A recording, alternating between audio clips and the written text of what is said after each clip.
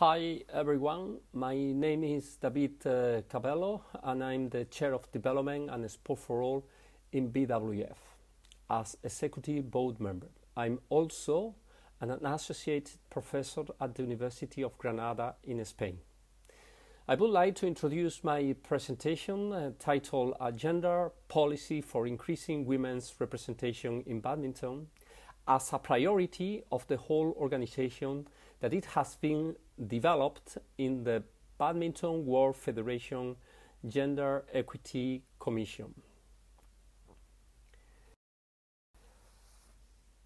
Well, BWF will also present a workshop the 26th of November, so I would like to recommend it because it's also related with the main objectives of today's presentation. So the main goals are to explore mechanisms for increasing gender equity and diversity in the election process. Secondly, to consider the factors involved in putting such mechanisms into place. And last but not least, to examine organizational strategy that can be implemented for a more sustained impact. A little bit of background and history to understand how important has been this new policy and strategy, but also how the development activities and projects have helped to move forward to achieve our goal, being instrumental to raise awareness among all our internal stakeholders.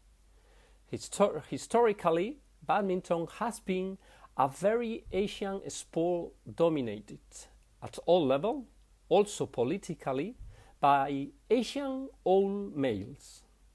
So there was an important change in 2009 when a group of new young council members took the leadership also with a few female colleagues. The Gender Equity Commission and the Development and Sport for All Committee started working from the beginning to increase female representation at all levels of our sport. So that in 2019, our grassroots school badminton program, called Shuttle Time, showed good balance between male and female teachers. However, as we move up the ladder, tutor, trainees, coaches, governance level, there were fewer women at that time. There were also considerable variation by continent. It wasn't easy to move forward to ensuring that all development activities to take gender balance into account,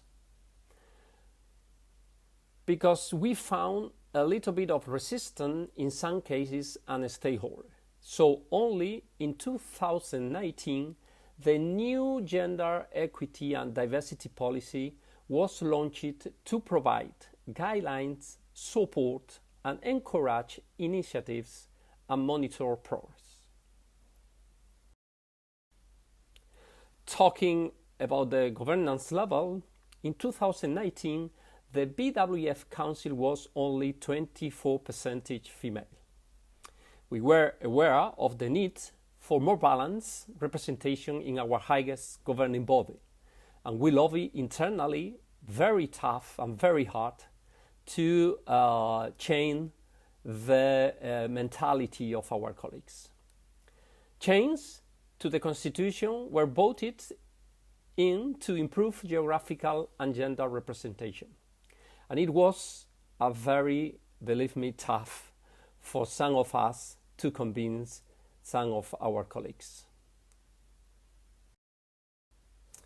An overview of change was our objective. And the objective was clearly to put in place election procedure to ensure geographical and gender representation of Badminton World Federation Council members to be approved by our annual general meeting with a majority of 2/3 as a constitutional change. So the agreement to achieve the geographical representation was to establish a number of seats per continent that based in, let's say, on historical background and voting strength. So we agree to give 10 positions to Asia, 9 to Europe, 3 to Africa, 3 to Panam, and 2 to Oceania. And to achieve the gender representation, we agreed that a minimum of 30% of each gender on BWF Council. Asia and Europe shall each have 3 members for each gender, and Africa, Panam, and Oceania shall each have at least 1 member from each gender. Then the voting procedure was also important to ensure both levels of representation at Council. So first of all, the election for President and Deputy President should be carried out.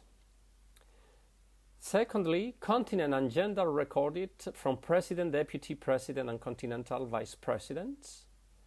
Third, corresponding adjustment made to remaining seats. And finally, voting for ordinary council members should be carried out to fill the remaining seats as follows.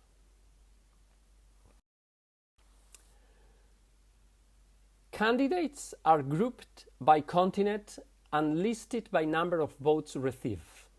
For each gender that has not met the minimum requirements, the candidate with the most votes shall be elected. This is repeated until gender requirements for both genders have been met.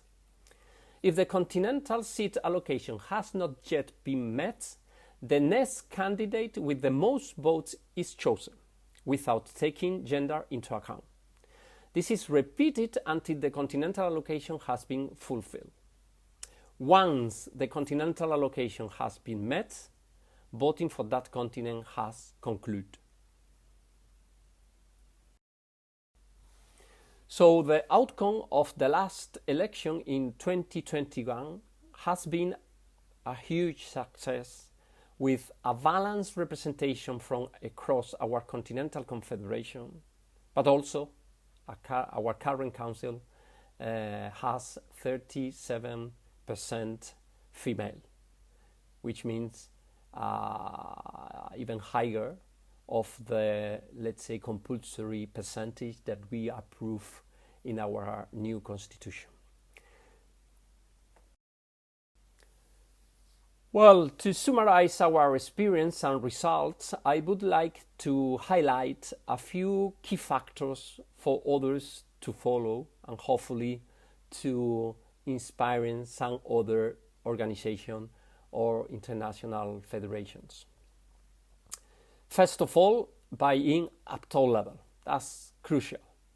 We need to be sure that those who has the power to make the most important decision, they agree on our principles.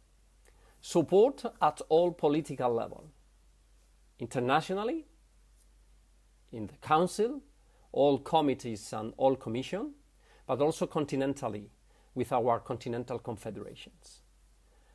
And finally, but not last but not least, at national level, which means our national member association. But one of the key elements is that your policies and procedures in place should nurture talent from grassroots level at national federation or national member associations. Well, thank you so much for your attention, and you have any further question or comment, please contact me.